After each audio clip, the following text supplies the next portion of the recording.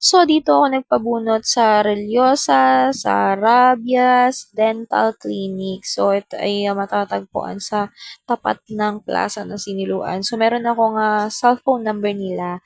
Pwede niyo sila lang i-text, ilalagay ko dyan. At kaya si Doktora Relyosa yung napili ko kasi dentist pa to ng nanay ko. So, ilang taon na yung nanay ko? 58. Ibig sabihin, talagang major na, o 'di ba? Ayan, pagkatapos kong magpabunot ay wala ng patumpik-tumpik pa, uwian na kaagad kasi nga paiyak-iyak ako dito sa aking mister. Masakit talaga.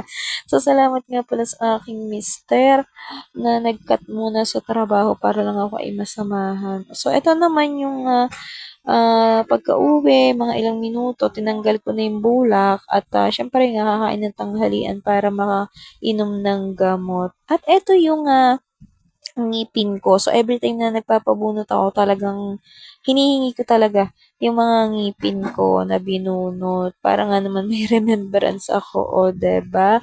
At eto lang naman yung binunot sa akin, ganyan nakatuod. O, ayan yung mga binunot sa akin ng ngipin ko. Yung pinagbinutan, ayan. Tapos yung aking at yung bubunutin